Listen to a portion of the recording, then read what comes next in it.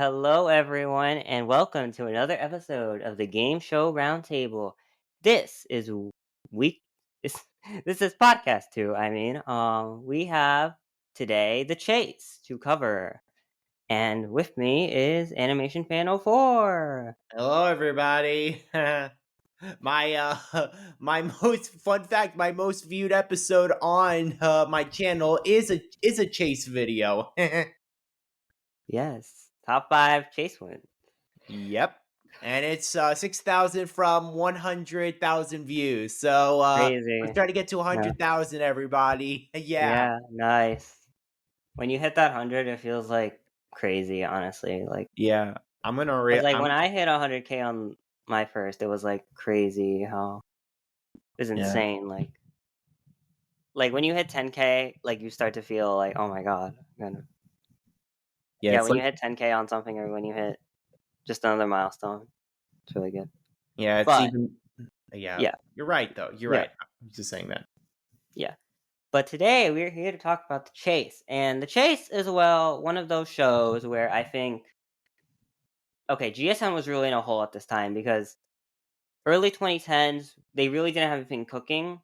They did have some shows, but they were really relying on, because they were kind of in this era of gambling and poker, and like a lot of the shows around that time were game shows, but they also had like a lot of reality stuff that did not attract the normal viewer. And when they, I'm sorry. I just want to add on a little bit.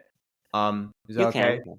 Yeah, and it's like when the network did make game shows, they were either terrible or underwhelming. Specifically, the 1 versus 100 reboot, and in terms of underwhelming, the Minute to Win It, won with the Paul Antonono, as well as debatably, I don't know if this is a contender for this too, but Lingo with Bill.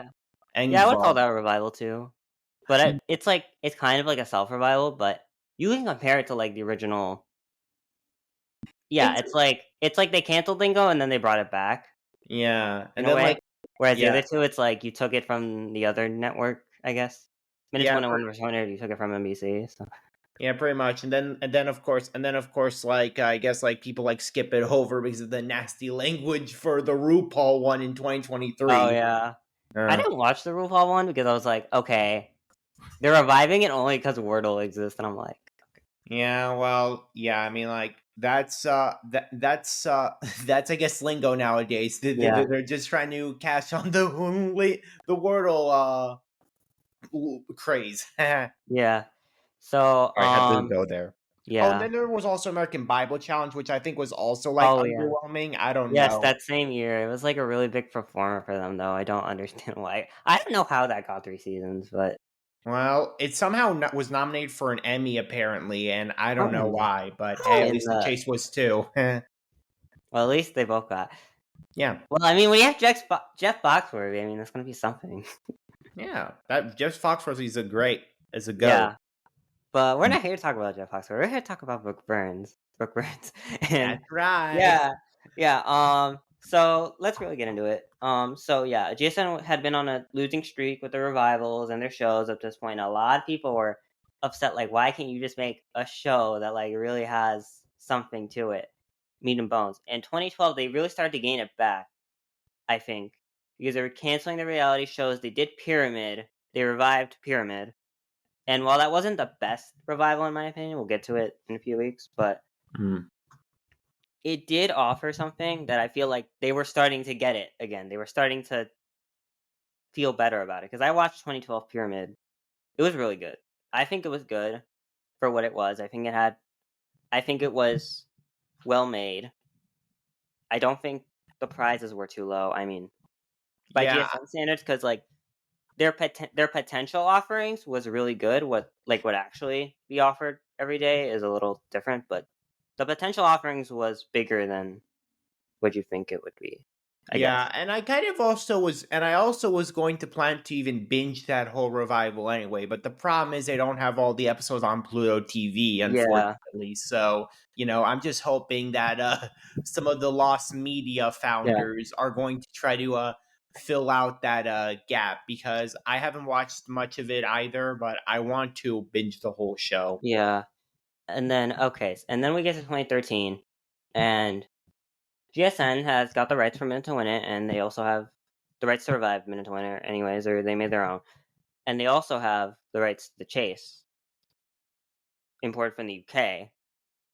And they got Brooke Bruns as host, and Mark Labett is the only chaser.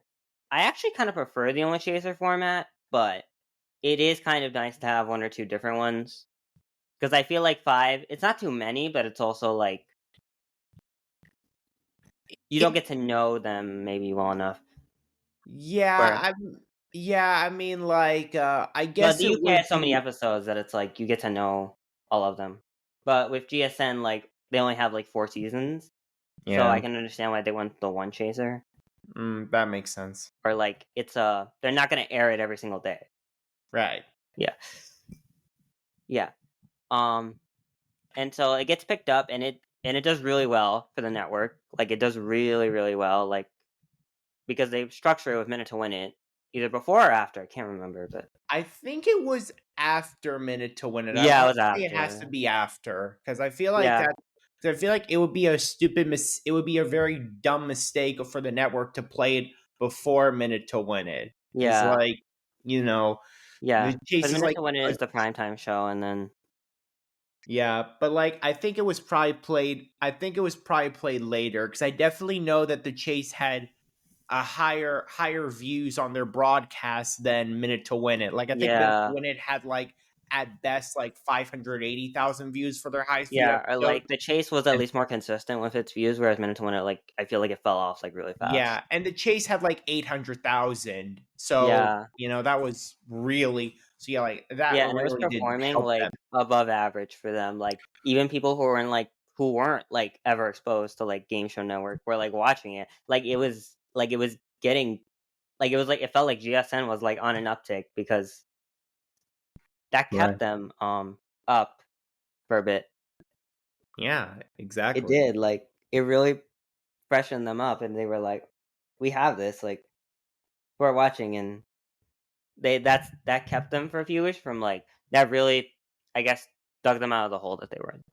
It really did, actually. Yeah, It does, and I mean like it really does, and it really makes sense, because I feel like the prizes given away on that show were like bigger than literally almost any other GSN show at the time. Almost yeah, keyworks. There were shows like Russian Roulette.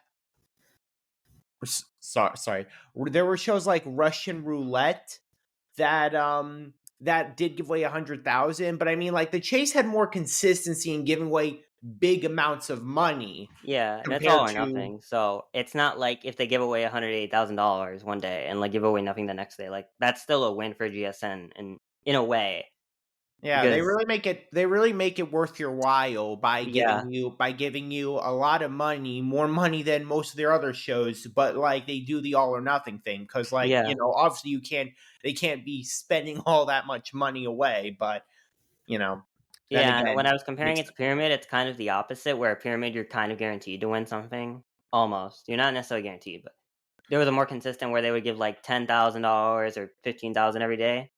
But you right, knew because it was 10 or 15,000 that it wasn't gonna always be like a huge amount of money. But right. yeah.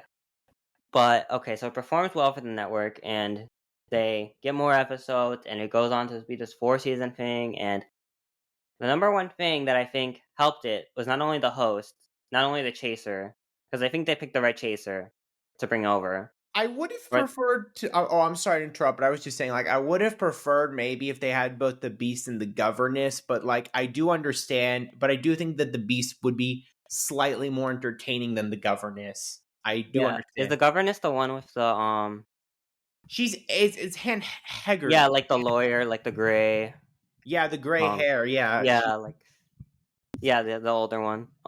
Yeah. Yeah. Yeah, I would have preferred at least one or two more chasers, but I can't complain that they had at least one. Because at Yeah, least well, the one they brought was like a good chaser, I think, and he showed a lot of personality, and they really made it into this character. yeah, That I feel like even if the governess was a better chaser, at least in performance, I feel like the Beast had more personality than the governess. So yeah, that's why they only stuck with him. yeah, and I think over the course of the show, he and Brooke like they really played off each other well. Whereas Yeah, like they Brooke's always did. like Beastie, like Yeah, I think they had even. I think the two of them had like a better like a uh, better com- connection than like the Beast camaraderie. Yeah, and Bradley Walsh from the British version. yeah, yeah. How do you feel about the change from 4 to 3 contestants? I do think that it. I do think that I do understand the complaints that it does make it somewhat a little difficult, but I feel like I understand why they would do that only because like they really are like I think GSN's like sometimes a little hesitant to give away such big amounts of money for contestants, so they have to kind of like lower it down a little bit. Besides, I think Besides, I think it was probably also just a matter of how they kind of want to make it a little bit harder in America, I suppose, because Yeah, one less contested for help. yeah. That's what I I would think. say that in a way, it puts more pressure on each contestant because it feels like sometimes it puts more pressure on each contestant to perform well and to like contribute. Because sometimes when I see 4 players, what ends up happening is like because we see it all the time on the chase where it's like one person is like carrying the team Right.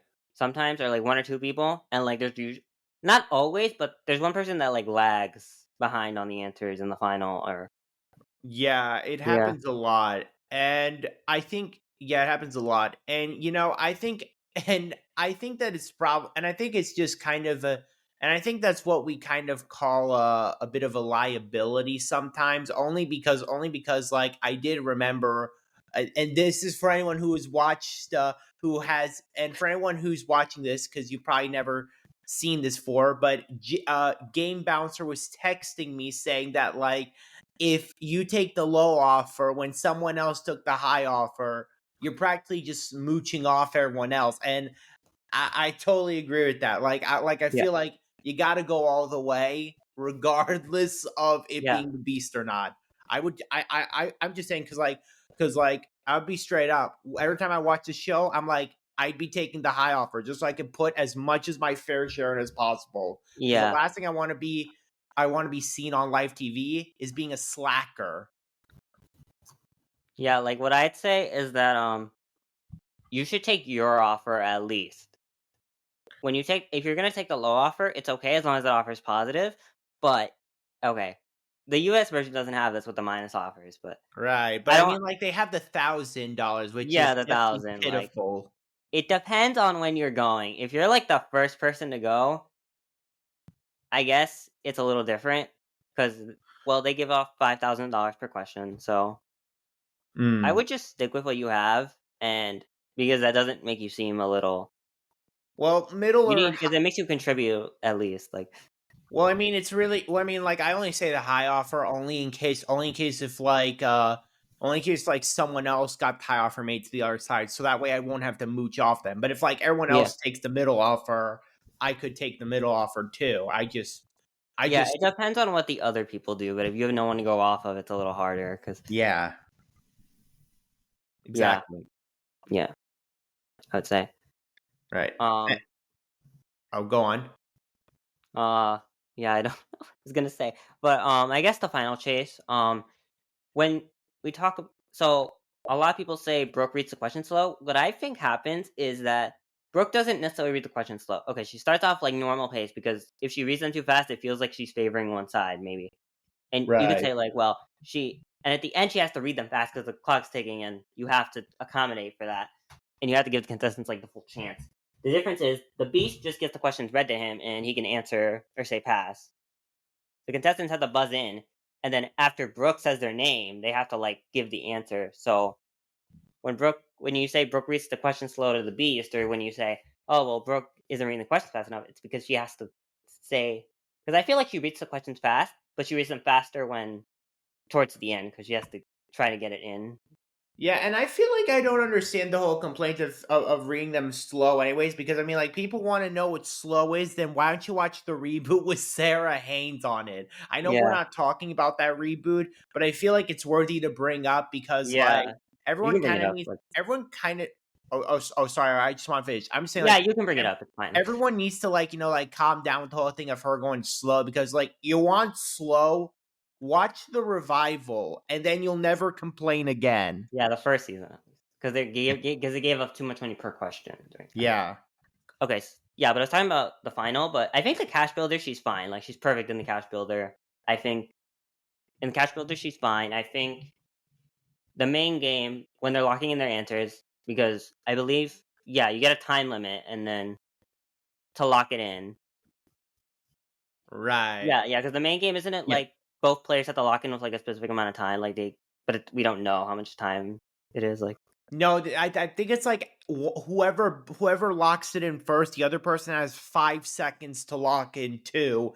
If they oh, don't okay, take 5 seconds to lock in after the first person locks in, they're automatically get the question wrong. oh, okay, yeah, that's what I thought. Because Yeah, that's what yeah, it. because I usually like remember the beast that. locks in first, and like the player like locks in like right after, but not like super right after. They'll like hesitate for a second, and then it's like they'll click something or it'll Yeah, well, show. Yeah, I'm just saying that because like I remember it from like one of the episodes where like Brooke was saying like, oh, you got where Brooke was telling like a contestant like, you ran out of time. Like from now on, you have to lock in 5 seconds after the beast. Before yeah, 5 seconds after the beast locks in his answer.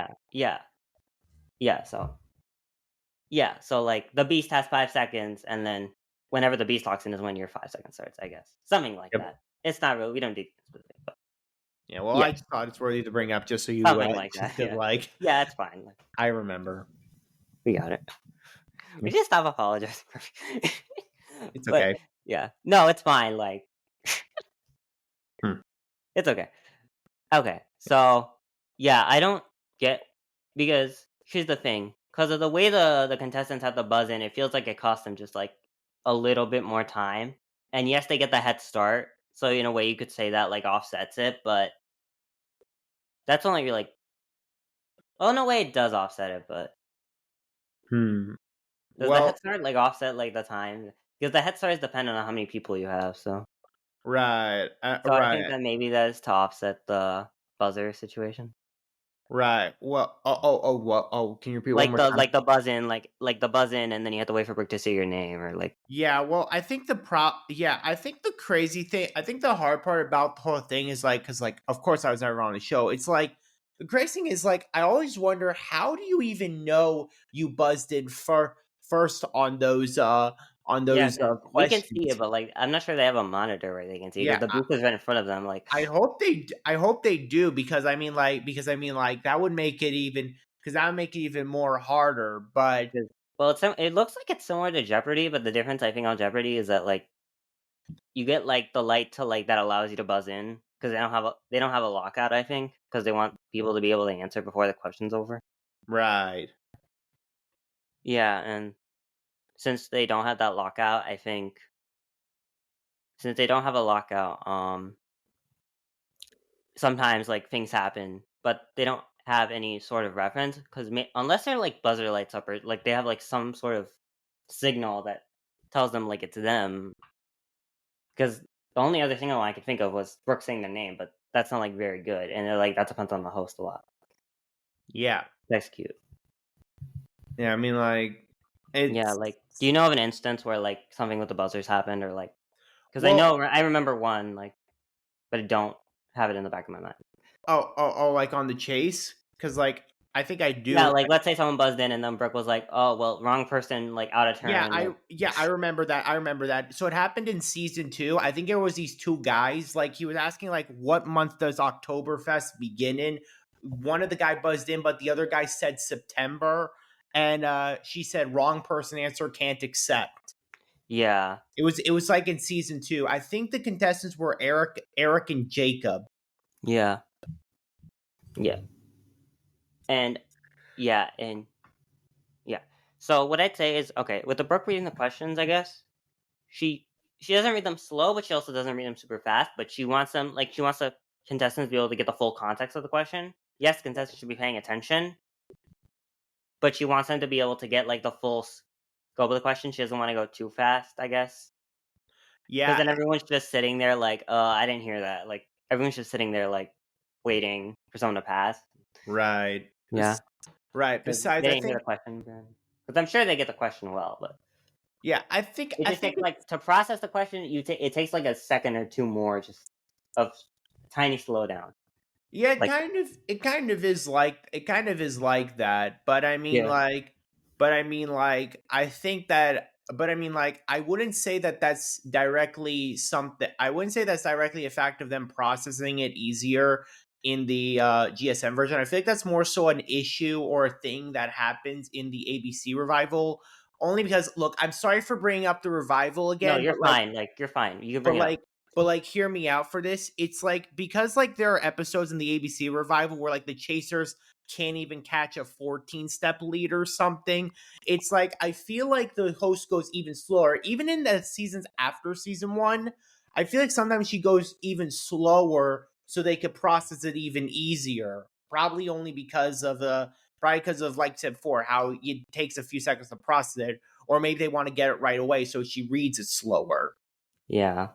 I'm saying because it happened in the revival where chasers couldn't even catch like 14 or 15, and here in Yeah. the original version, the Beast at the very least can't catch a 17, but he could definitely catch anything before that. The lowest winning target is 17, by the way. On the original show, I did the math. Yeah. What I'd say is that basically because the Beast has the advantage of being able to like get a consistent run. Like he can get like 10 questions in a row and it'll take like 30 seconds. Whereas if the team was to get 10 in a row, it'll take like 40 to 45 seconds. Just due to the way the buzzer situation is. But yeah, I definitely say the ABC one is a little slower. Right. Yeah. Even in the seasons after season 1. Because I mean, Yeah. like, you only said it was for season 1, but I want to just stress again, it wasn't just season 1, it was after season 1 too, in my Yeah. opinion. Because I still think that even in seasons 2 and 3, I still think Brooke reads faster than Sarah, even Yeah. in the other seasons. Brooke improves over the course, I think. I think Yeah. everyone at GSN Yeah. improves I over think time. Brooke only besides I think Brooke only like I think the only time Brooke really read slow, thinking about it now, I think the only time she read slow was in like the first 2 or 3 episodes. Cause like I remember the first taped episode, it was like the two guys were Anthony and Carl in the final chase. They had a 10-step lead, and the Beast only caught them with 6 seconds left. And I think even there were times where the Brooke was kind of like stalling a little bit. Like I think there was like this one question where the Beast already said the answer while Brooke was reading it, and only when she finished he said it again, and then she said correct, as in, Yeah. as if she didn't even hear him, as if she was Yeah, pretending. it's because she's focused on like her stand and like where the question is. Because I don't Yeah. think maybe it doesn't change until she's done reading the question. Yeah. But I yeah, I feel mean, like production should. I feel like maybe that's production not changing.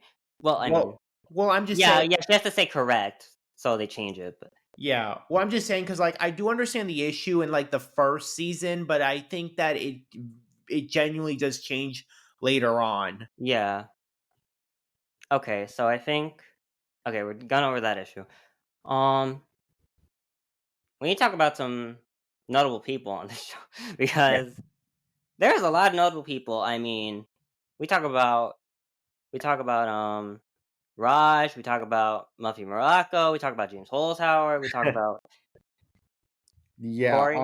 Um, there's a lot of notable people, and I think this is where a lot of the trivia people, especially like 2010, because we'll see them like on other trivia shows like Millionaire or just other shows in general, or before this or after this.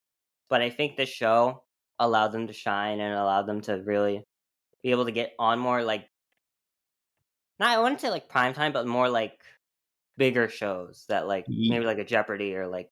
Right. Well, I actually even heard somewhere that there were a few contestants that actually were on Jeopardy before they went on the chase on the GSN.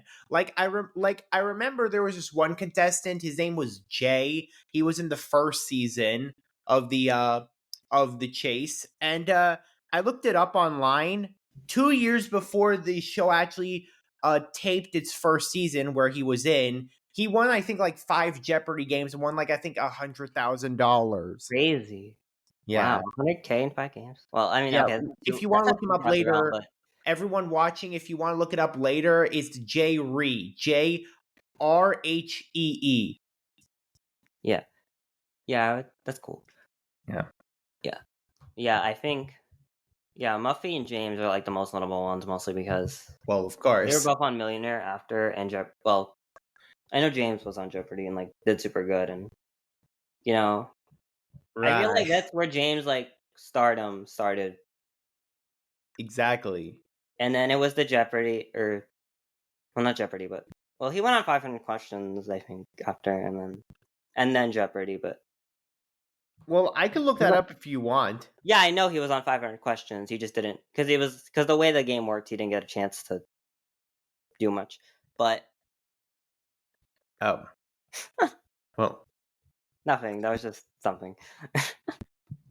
But yeah, and then he goes on Jeopardy and he crushes that, and now like it's almost like he's really notable.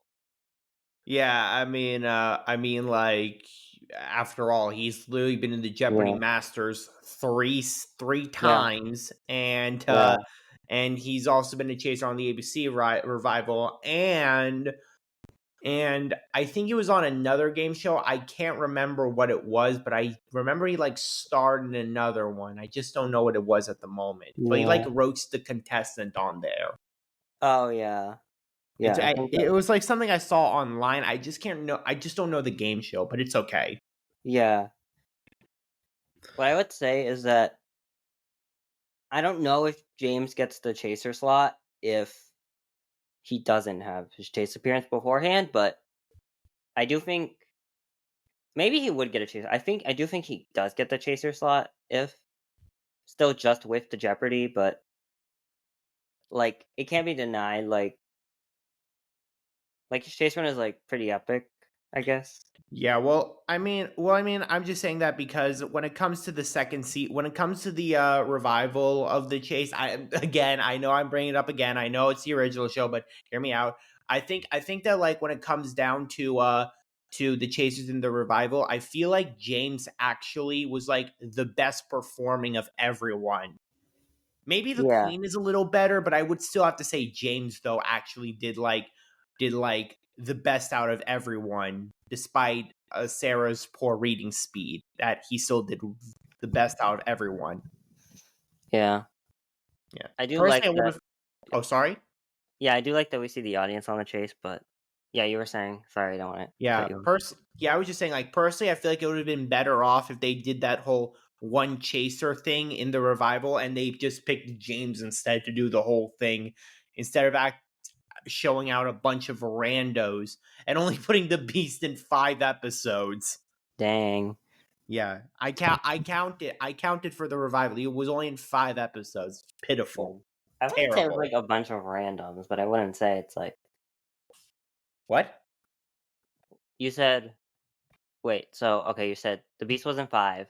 The Beast was in 5 episodes on the revival, and James was in 13. Yeah.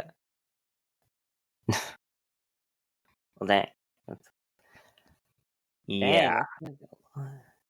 Yeah, I know. They did him dirty there. Yeah. and replaced him with all those randos. I'm sorry. I'm sorry. That just kind of just drives me a little nutty even to this day that they removed my boy from season 3. Yeah. And we saw that it's possible to win alone as Raj. Raj won like 125,000. Yeah, the most that anyone has won on the show individually. Yeah, I think it's actually. Yeah, sorry. I think the pushbacks are good on this show. I don't think anything has changed about them, which was exactly what they needed to do. Not change a single mechanic about the pushbacks, which right. And I think what's even crazier is that I think I heard somewhere that said that Raj's $125,000 was the most money won on a GSN show ever. Like, not just in the show, but in the entire network's history. Yeah, by a single contestant. Yeah, because the 180, remember, it was split between the three. I know. I'm only doing it by individual contestants. Yeah, by individual. Yeah, he's the highest. Yeah, so I mean, individually, this is highest not just on the show, but I think in the network as a whole. Yeah. Because I think the previous records was like 100,000 on Russian roulette, and then like Raj came and dethroned that. There was I think some more money won on the poker stuff, but of course I don't count that. Yeah, I mean, poker is poker. Yeah. I mean, Muffy. I mean, she's like, I don't know, but I think she has the best. She represents the show the best. I think Muffy, because I think, and like, because she went out to do a bunch of other GSN things after. Yeah, she did. Yeah, she did. Masterminds and I think I don't know if there was another. There was also the best ever trivia show that was like Masterminds before Masterminds, so that counts. Yeah, it was good. Yeah. And I think that's probably has to do with like her personality on here, just for being like very like energetic. After all, I mean, is the fact that she ratted off 10 questions in even her first episode alone, and is all like, and like somehow she still didn't make it to the end, but got out of it in the redemption. So, yeah, I'm just saying it might have to do with personality. I don't know, because I feel like some of these contestants have an unforgettable personality. Yeah, for sure. I mean, I think they cast well for this show with a mix of trivia, but it also a mix of good personality. I feel like the teams I think do well for how they're matched up. Yeah, and I think that you would find a lot of these a lot of unforgettable ones in the show. But I think my favorite personality of the entire show, I think, would have to be because I'd like to hear what's probably your favorite personality from the show. Who has the best personality? But like, I think for me personally, my favorite was probably I would have to say probably Frank, the guy that was bald, who said like, you might be big in Britain, but America, this is our court. Dang. That was like in one of the episodes. That was like one of the episodes where he took the high money, I think. Yeah. Yeah. Okay. Speaking of high money. Yeah. I have to get your opinion on this. Super Offer is... Look, I love it for the entertainment value, but as a game mechanic, it kind of sucks. But I do love it for the entertainment value. That much. I will say. Right. Do you have any thoughts on that? Do I have any thoughts on Super Offer? For me, okay, I'll let you start and then I'll go. I'll let you start and I'll go second. Yeah, you go first. It's okay. Okay, I'll go first. I would say my thoughts on it are, I like it. I hope someone would take it, but I just don't think anyone's ever going to, which is why I think it can't work. But I do think that, like, I like the mechanic in concept, but I don't think anyone's gutsy enough to take it, which... Yeah, that's the thing. I feel like if you're going to make... I think that also has to do with the fact on how, like, these super offers come when, like, people even decline the regular high offer. Yeah, it's after the fact. I think what would actually help in the situation is, like, if you're going to do it after they select, the first offer of the three, I think what would do best is that if you decide to, how I want to say it, if like, say someone takes the high offer and then they're like, okay, let's do a super offer, because like, that actually shows that you're like already risky enough to take the high offer, but are you risky to go a step further? I mean, but that only happened one time in the show. where someone took the high offer and then the Beast said, let's do a super offer. The other times it was when they all had a normal offer. Yeah. What I would say is that either someone takes the high offer and then you offer that, or let's say you took your normal offer. If you're gonna offer the super offer, as much as going up one step is like it's a big deal, I feel like if you keep it at that same step, 6 answers, not 7, to get it in. So you have that one. You get what I'm saying, right? Like, yeah, I know that would one make question, because I feel I like if know. you're just behind the Beast, like with Yeah, no mercy, like yeah, I with think no that's room for error, like it's not gonna happen. Like, yeah, I think that's the thing. Yeah, I think that's the thing here. Maybe if they had like one less question, it might have been fine because if you're only doing the one question, no safety net for 7 questions straight, the only way you're getting a safety net is if the Beast for some reason gets a question wrong and you get it right, and you get it right, of course. yeah. I would say the super offer is fine for entertainment value, but I would Yeah, say it would something just needs to be done to it. It can't be 7 steps. I don't think it's ever going to be. I don't yeah. think anyone's ever gonna go 7 in a row with the Beast on their tail with that much, like, with like what 175 plus thousand, like Well, I usually. mean, well, like I said before, the I think the super offers range from like 150,000 to 200,000. But I mean, like at Yeah, this at that point, you'd probably just be this. I think it would just be better off if they were even going to do the 7 steps, they might as well make it even like over a quarter million. Because I mean, like, why would? Because I mean, like, I for one think that like if they weren't, if even if they weren't going to do what you wanted them to do, I feel like they should at least entice you with way more money yeah. by like maybe like Especially if the team has like no money and you're like, and you have someone like James Holzhauer, like that would have been good. yeah. Well, Like, James let's say Holzhauer like the didn't. team has no money and you have James Holzhauer up, and like maybe that. Yeah, that makes sense.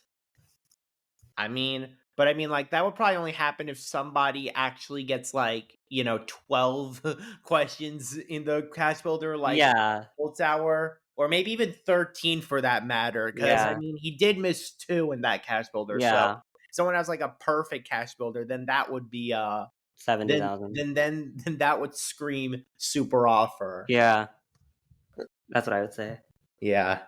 But yeah, I mean, super offer, it's just fun to theorize. But I Yeah. think okay, what do we have? We have I would say oh, that sorry. compared to the UK version, I think we should end on this, or we should start to end on this. But I think compared to UK version, I can't say it's better, but I will say it's an equal. I will say it is like a fair adaptation. Like, they didn't screw it up. They didn't, like, there are nitpicks here and there, but you can't say like those nitpicks detract from the show that much. Like they didn't screw it up. Like, it wasn't a disgrace. Basically, like it was good. Like, Yeah, I would say I would have to say that like in a way in that it probably it is definitely still a very good iteration and I mean it's definitely not of course it's not the British version or the Australian version. Well, I mean maybe it's better than the Australian version, but I haven't watched the Australian well, version. I have watched it, and I think that the Australian version is kind of weaker than the GSN and the British version. But once you watch it, you let me know. Yeah, But I do think that, like, compared to, of course, it still is very good. The GSN version of it, and I say it's much better than the ABC revival, of course, because well, for of course the obvious reasons I've mentioned before in the podcast yeah, already. yeah.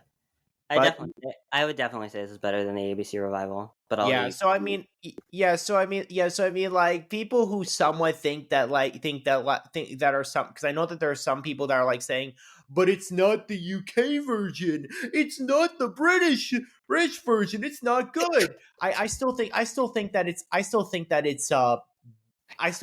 still is worth your while, and it's much worthy. It's much worthy of being a US iteration of the game Like show. the US has had much worse. Like It did have much worse, yes.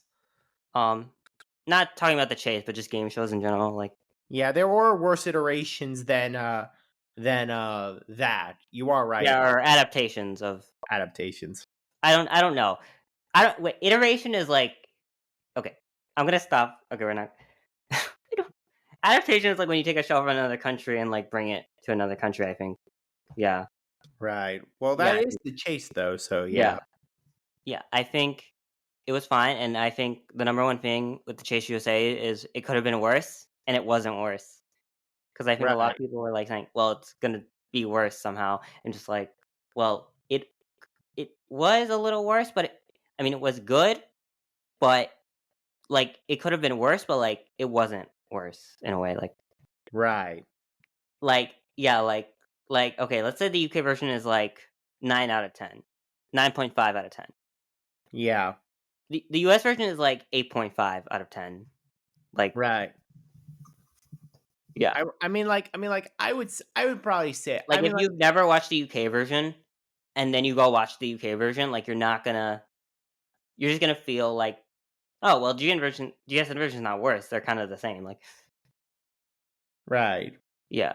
Anything you wanted to say? I know I. Well, I'm just saying, like, I would sort of agree. I would kind of agree with your ratings a bit. I would, on the difference between the UK version and the US version, though I would put them a little closer. Like, I might put the UK version as a 9 and then the Chase as an 8.5, only because like, if there's one thing that I did wish more for the British version that the US version has, the British version doesn't, it's having it's I think having more of a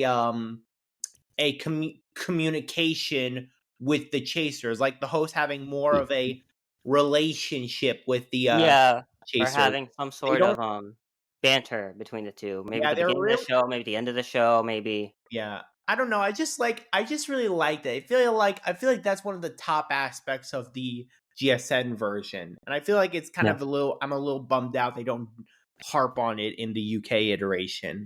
Yeah, because I feel like in the GSN version, like even when the contestants are like against the chase, it feels like they're all connected kind of in a way. Because I feel like Brooke and Mark have a good banter back and forth. If the contestants win, like Mark respects them. And if Mark wins, he's like, they put up a good fight, like, but he got screwed today. But he's not like mean about it. But he's like, fair match, like, yeah, I think it's good. Exactly. Yeah, and I think with the like cutting of one player, that has to be filled somewhere, right? Because they had to fill in some of this time somewhere to really make the show worthwhile, and I think they executed that very well. Because by cutting the fourth player, now you have some gaps in moments and stuff where you have extra time or something, and you need to fill that. And I think they did that very well, but with the banter and all that. Yeah. Okay. Yeah. This is a random, like not related thing, but commercials, like you can't complain about commercials. They're just here. They're just here. Like, I don't mind commercial timing, like at all. I don't think the commercial timing was like bad or anything. I mean, there's suspense in a way, I guess. Yeah, I mean, it is. I mean, like, I think I think it just makes sense to do that.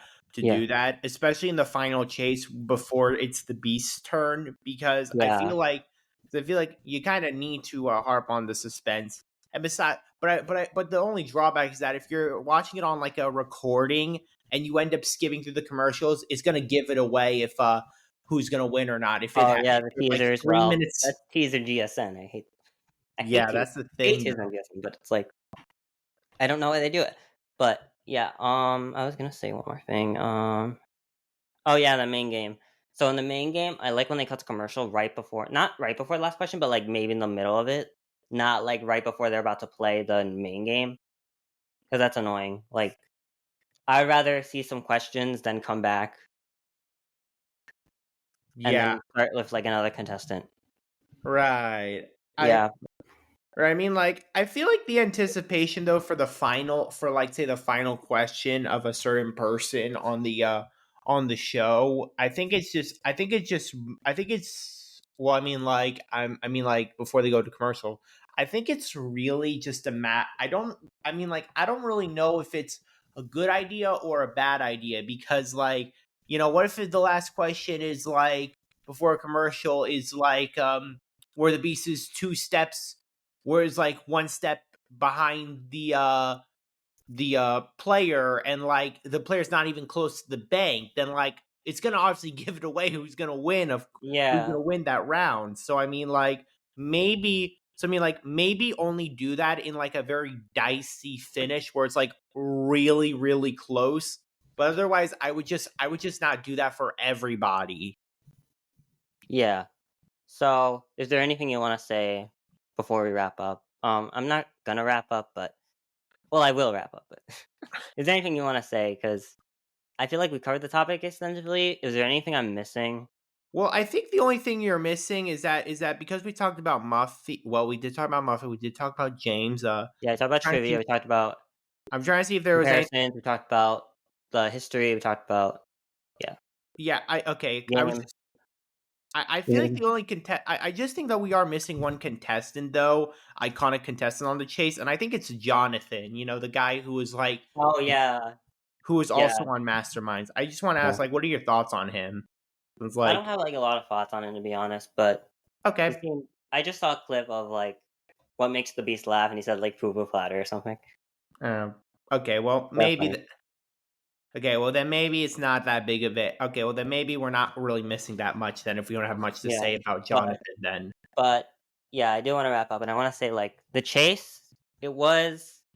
It did bring GSN back, and it really allowed them to get back into their swing of things. And I think the mid 2010s was really good for GSN in a way.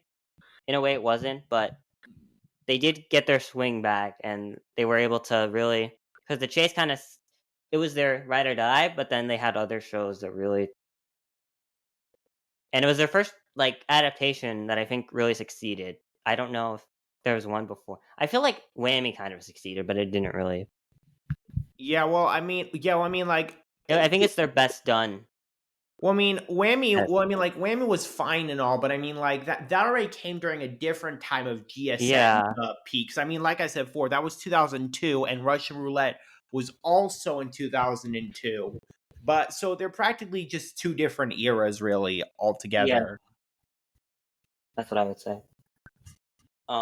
So yeah, that was the chase, and there was a lot to talk about, and there were a lot of trivia legends, and it was the Beast versus the three contestants. But what happens when it's 1 versus 100? Next time, we talk about 1 versus 100, and what happens when you're casted as the 100, as part of the 100 instead of the one. This And has why been the and also sorry, I want to make this time to do a good joke. yeah, And also what happens when GSM becomes too much of a cheapskate that they can't even give away over $1,000 to their yeah, mob members. yes. We'll be talking about both versions next week. Yeah. And yes, I would like to just say that 1 versus 100 is very, very divisive. But I think it's not really divisive. I think it's a good show. Rip Bob Saget, but um, there's just there's a lot of people involved, and when you're one of the 100 instead of the one, it feels like something went wrong in casting, and there's gonna be a lot of casting discussion. But we will save that for next week. Yep. Thank you, everyone, for watching. Is there anything you want to say before we head out?